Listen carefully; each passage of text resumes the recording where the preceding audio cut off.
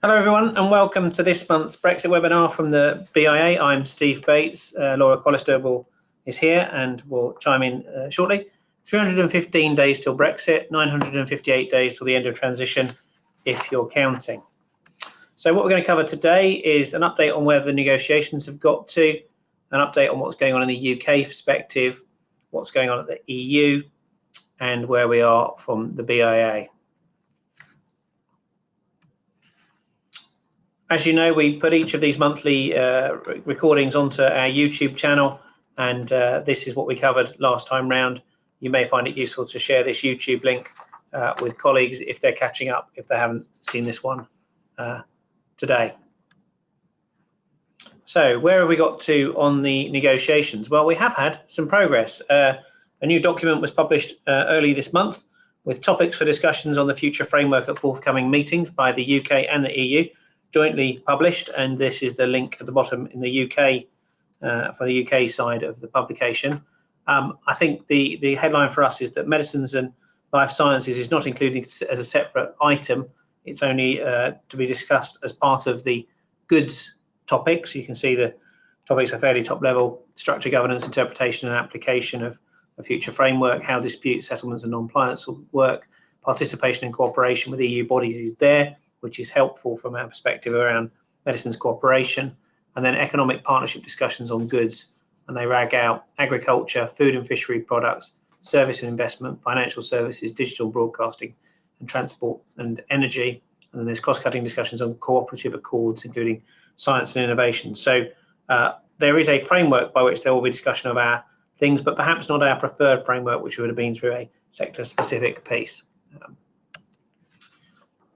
Michel Barnier presented this slide, and if anybody understands it, please tell me what it means. This is his presentation to the General Affairs Council and the European Parliament Brexit Steering Group as to how the framework for future partnership discussions could take place, so how the discussions will be organised. You can see there's a security of information agreement bit on the right-hand side with police, judicial and foreign security and defence policies, and level playing field trade areas, and a free trade CETA agreement, CETA style agreement on the left-hand side with regulatory cooperation frameworks. Why there's dotted lines in this, we don't know. Autonomous measures, but I think understanding this may become important for the process of negotiations going forward, and making sure that you'd seen it and understood where it came from. We haven't got to the bottom of it yet, I'm afraid. This week there was a General Affairs Council which highlighted, I suppose, that we need to get on with it.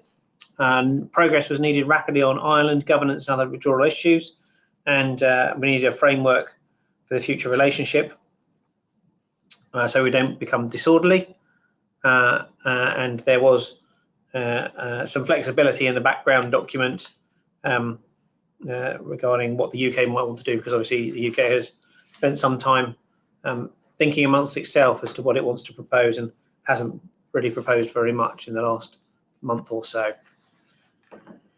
Key dates going forward from our perspective on negotiations. We're about to head into a Westminster parliamentary recess for the bank holiday week and the week after that.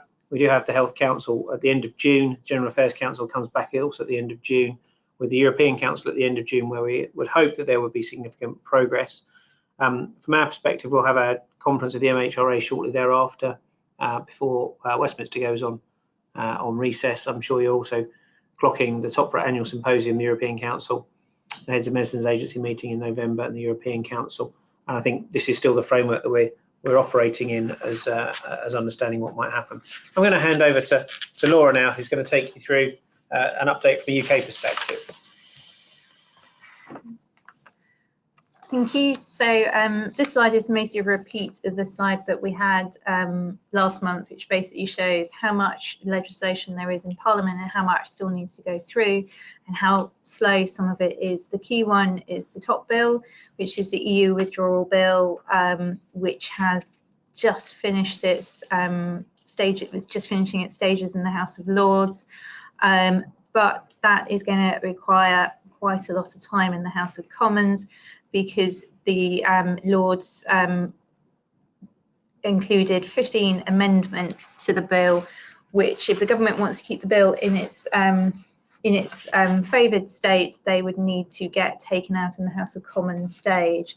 But some of those are going to prove to be very difficult in the House of Commons, and I think there's probably quite a lot of discussion on whether they'll manage to get all 15 out, especially things around the customs union, European Economic Area membership are obviously been in the papers a lot, and there's lots of views around what will happen there, and a very split parliament.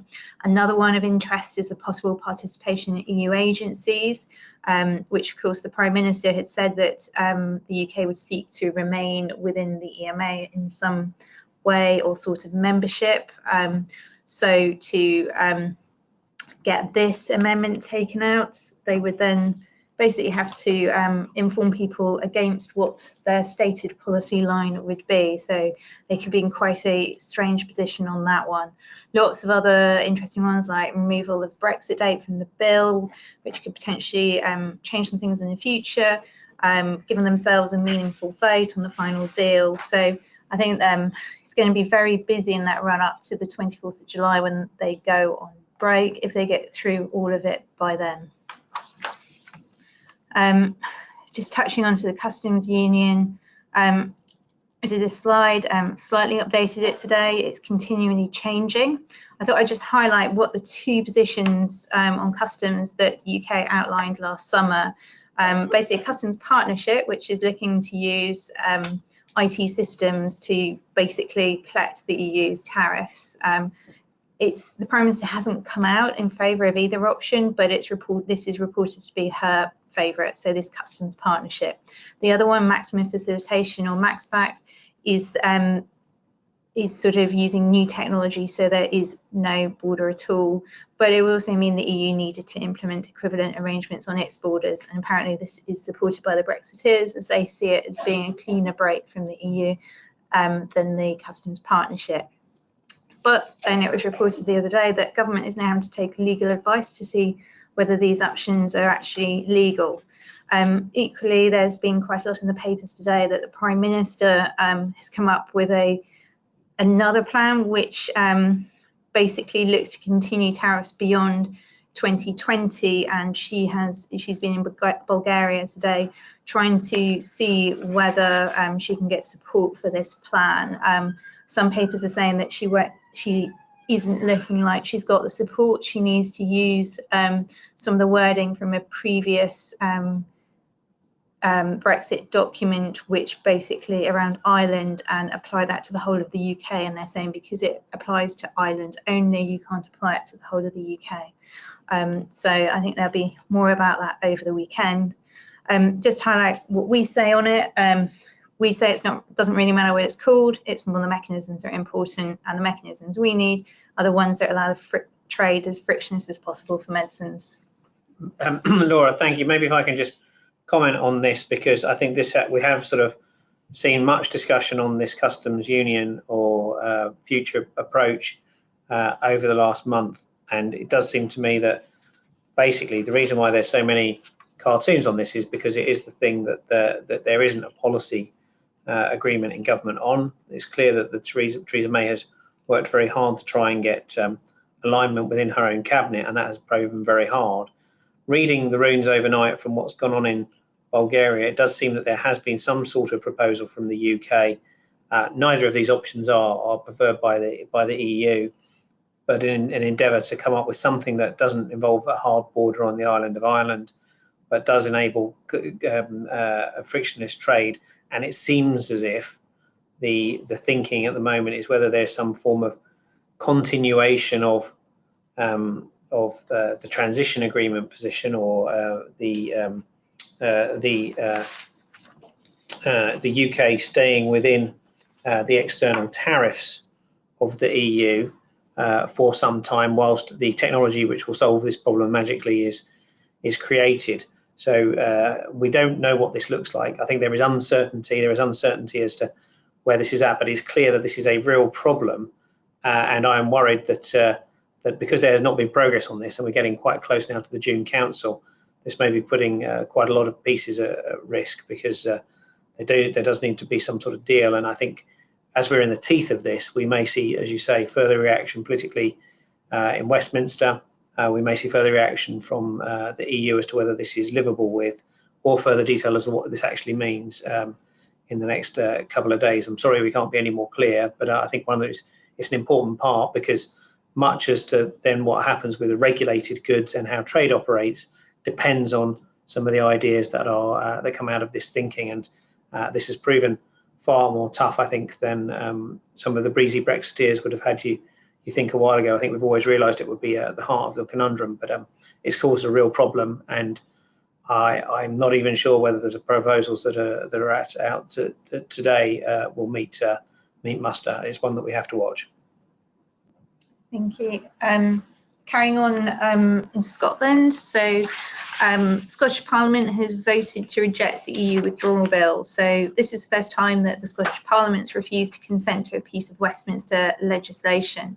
But legislation can be imposed without consent, though this hasn't been done for in 20 years.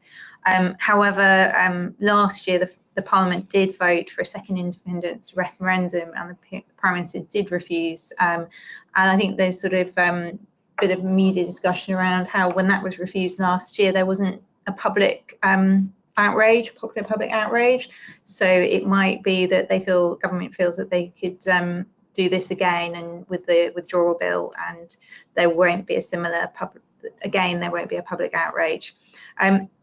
UK government ministers in Scotland, Scottish ministers, had actually used a lot of time and been in talks to try and avoid this situation, but it didn't come off in the end. However, in Wales it has worked, and the Welsh Assembly this week consented to the bill. Out this week was the Business, Energy and Industrial Strategy Select Committee. They undertook an inquiry into the effect of Brexit on a number of industry sectors, of which pharmaceuticals was one of those. Together with ABPI, we submitted joint written evidence, and ABPI gave oral evidence to the committee. Their report basically said that the UK needs to secure regulatory alignment with the EU and frictionless borders. So very much along the lines of what we've been calling for since September 2016. They do recognise concerns around regulatory divergence, and they go on to say that it could actually have an impact on the cost of medicines in the UK and costs being passed on to the NHS. They said that government should seek to the continued form of membership of the EMA, so aligning with government's own priorities. Rachel Reeves, the chair of the Select Committee, had a very good quote, which included the need for the government to end uncertainty and translate words into actions, which is something I think we would support. There's been lots of good words from UK government, but less policy actions. So we put a quote out together with the ABPI. It was a joint quote, which said that a Brexit no deal would significantly damage public health, patient access to medicines, and the UK's leading pharmaceutical sector. Touching quickly on to the Conservatives and then on to Labour. So as part of all the discussions on Customs Union, the Prime Minister split her cabinet in two and had them look at their non-favoured approach. I think it works a little bit, not that well, because the divisions still remain in cabinet, mostly led by Boris Johnson, to the extent that Jeremy Hunt, Health Secretary, went to the papers the other day to say that other secretaries of state should not be talking about the customs union externally because it's undermining negotiations. The Prime Minister also invited all backbench MPs to number 10 briefings, where her Chief of Staff, Gavin Barwell, gave a technical report on the different customs union options. Going on to Labour, there's been a few slight, not splits, but differences of opinions in the Labour Party this week following the inclusion of an amendment around membership of the European Economic Area. And Jeremy Corbyn told his MPs that a Norway-style option can't be considered by the party. He went on to say it was around sovereignty was his concern. However, former Labour leader Lord Kinnock said asked for him to change course and back the UK remaining part of the single market after Brexit. Also this week, David Miliband was back from the US and did a joint event with former Lib Dem leader Nick Clegg and then Nicky Morgan, who was Education Secretary, but is no longer in government and is a strong Remainer. They're again talking about a former customs union and access to the single market. Thank you. I'll come back with what's ahead and perhaps a comment on this. So I think you can see that our position, as we've advocated over many months, has been picked up by many parliamentarians. We now have the Health Select Committee and the Business, Energy and Industrial Strategy Committee supportive of our position and publicly advocating for action from the government on it. And the government now have the opportunity to provide, to put their money where their mouth is with the Brexit White Paper, which has now been promised in the month or so before June. We're expecting 100 pages of what the UK wants in terms of its post-Brexit blueprint, published by DexEU. So we'll be watching that very carefully and we'll see what that has got and how it treats our sector. We had the first Life Science Council this week in number 10 Downing Street, which was where the formal mechanism for the life science industry to meet the UK government. And it's fair to say that there was a strong ask that medicines and the role of medicines and the life science sector be explicitly mentioned in the white paper. We look forward to it eagerly and hope it will be the answer to all of our questions. Laura was kind enough to put a slide in here about something that's not entirely related to Brexit, but I think it has bearing on the discussion, which is President Trump of America's speech on drug pricing last week. And the reason I just dropped this in is so that people think about the implications of drug pricing or freeloading foreign countries, to use the phraseology that was used in some of the briefing. Is if that's on the table whilst the UK is negotiating a free trade agreement with America, this may have implications for our sector. So we're continuing to watch it, and I think for a domestic UK audience, it could also lead to a discussion around price rises in the UK. We believe that there are many reasons why drug prices could rise in the UK as a result of Brexit, which are not related to those stated by the Trump speech, but we will have to have duplicate systems and more red tape. There may well be fewer launches and less choice, especially in generics, and less competition. There's possible shortages. It could lead to the need to pay higher prices to stock up rapidly, and then the even worse knock-ons of people not being able to get the right medicines at the right time or the right vaccines, and then having longer or worse illness or catching a disease in the first place. So we think that there are a number of risks on the drug pricing front, not only that of Trump, but I thought it was worth mentioning in passing, as this is a tangential discussion to Brexit at the moment. Moving on to the EU. I think we've engaged with colleagues across Europe through our industry aligned negotiations. I think there's a strong push from industry to see if we can get some mutual recognition agreements speedily to ensure continuity of supply and make things continue as much the way as they have in the part up till now, as rapidly as possible. I think this is something that we also concur in the time frame that we've now got between now and the UK becoming a third country next March. That is worth exploring rapidly, and there is talk from Brussels of a way of continuing cooperation through a regulatory alignment cooperation agreement, or a RACA. I give it to you as the phrase because you may hear it in discussion as a way of continuing cooperation that I think is in line with many of the industry asks around continued cooperation. But that's new wording for many of us in the UK from the Brussels perspective. And of course, we mustn't forget, if we're focused on Brexit, that if you're in the Commission or a head of government in the EU 27, Brexit is not the only thing that's on your mind. I put this in for delectation. There are obviously some new government in Italy thinking hard about what they want to do, and they're obviously heading in a different direction around reforming core European treaties, or how they may contribute to the budget, or how they engage, which may also have an implication for the discussion as we go forward. What are we doing in all this space? So, I've already mentioned that the Life Science Council met this week. There's a good press release from Number 10 on their website about the topics we touched on: the life science strategy, drug pricing, the Brexit discussion. We're continuing to have close working meetings between industry and government on regulation. We're also touching on trade. We've got one on grandfathering, mutual recognition agreements. Obviously, the EU is part of a number of mutual recognition agreements at present, and if the UK leaves the EU, we need to make sure those continue in a straightforward way. That's really what we're focusing on. We have a next formal meeting which is focused on the Brexit issues in June, and we are continuing to work with our other partners on engagement and collaborative policy development. Laura was in Brussels yesterday for, I think, a positive meeting of the European associations.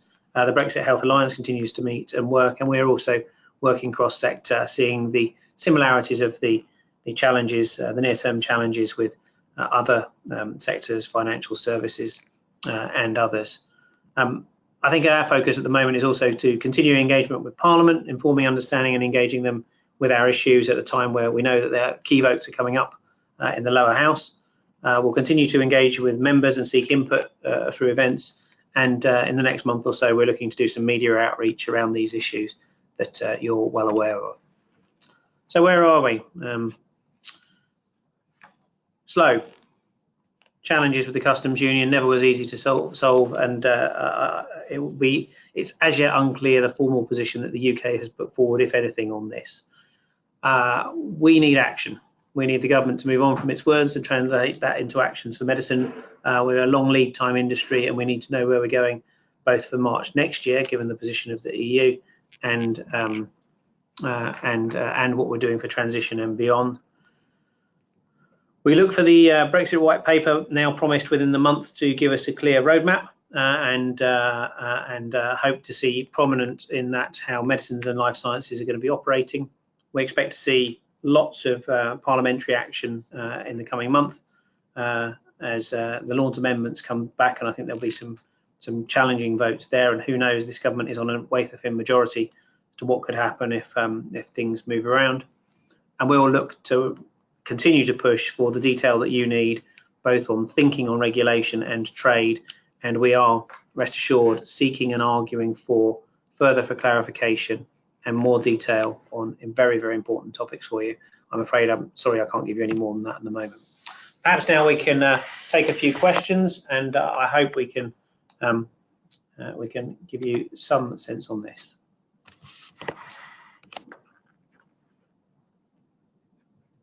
Okay, so thank you, Brian, for helping me understand the dotted line in the Barnier picture.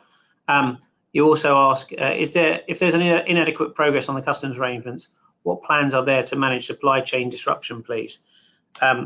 It's a very good question. There is a formal piece of work going on through NHS England, which I know many companies engaged with last month and the month before, looking at the challenges of continued supply within a number of scenarios. I know that work is being considered within NHS England and the Department of Health. I am concerned about this, and this is becoming a matter of a real issue, because it's not, if the situation as normal is not able to be continued, and things have to change by next March. We're now into hundreds of days territory. I made this clear to ministers this week, and it will be on the agenda for the next Brexit meeting. But I'm afraid I can't give you confidence that there is a clear plan on this at the moment. David comments, the Lords dropped the clinical trials amendment. How much confidence do we have that life science in the UK is given the attention it requires? Well, the Lords dropped the amendment on clinical trials in the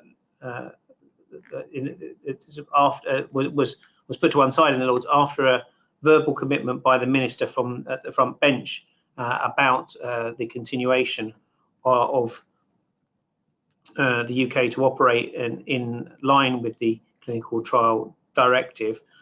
So it will be politically difficult for the government to move off that, although perhaps easier than being forced into a vote on it in the Commons. So I think my take on this is the government, many parts of the government, I think, do understand the position of industry. I think Parliament understands the position of industry. I think we've done a good job in explaining it. I think there is a section of the government for whom other matters, which I might describe as theological, about sovereignty, are more important than the practical steps, which I think I would prioritise about medicine supply and other types of issues. And we've not been entirely successful in making the practical trump the theological when it comes to some of these Brexit discussions, which has led to ongoing uncertainty, which is, I'm afraid, where we are, which is very unhelpful from a sector's perspective. I'm sorry I haven't got clarity for you. I think that they were giving us priority, but the proof of the pudding needs to be in the eating. We need to see our priority areas laid out in the white paper.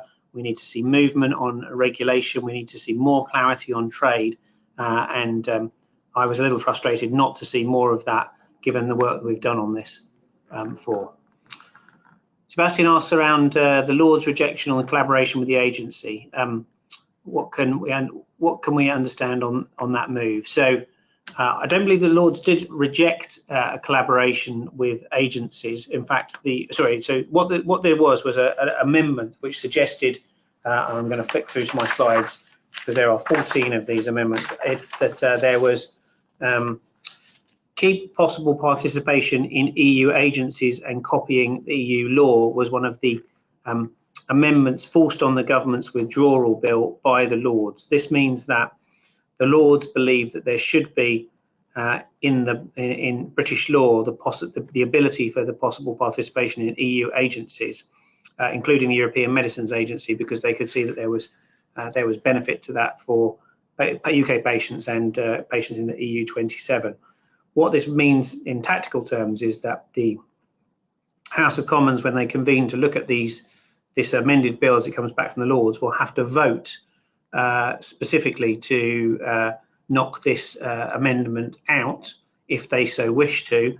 It is likely that they will, that the government will whip their MPs to do so, which I think will be a position which will be odd, because the Prime Minister has said in her Mansion House speech that she is looking for a way of continuing in close cooperation with EU agencies, but will then be asking her parliamentary troops to march through the lobbies to take that out of a piece of UK legislation. So I think it's one of the paradoxes, and perhaps something that the media will be interested in the coming weeks as we get closer to that. I hope that gives you some clarity. Okay, well, we've been going for about half an hour, so I hope that gives you some clarity as to where we're at the moment. If I may, I will remind you that we're a little over a month away from our joint conference with the MHRA, 5th of July at Euston Square. If you're interested in the future of medicines regulation, I think this is an absolute must-attend meeting. Senior engagement from the leadership at the MHRA, and I know we'll be able to provide full context on this at that event. Very good last year, looking well set for this year. It's just one of a number of things that we're doing in the summer months, and if it's not a royal wedding or the World Cup that you're after, the BIA Brexit webinar will be on June the 29th, and we will also be looking to have a Brexit Lead Network event in July as well as some of these other excellent events, which I hope we'll see you at. With that, I'm going to say thank you very much and look forward to seeing you next month after the June European Council. Enjoy the Royal Wedding, the FA Cup and the World Cup. Thank you.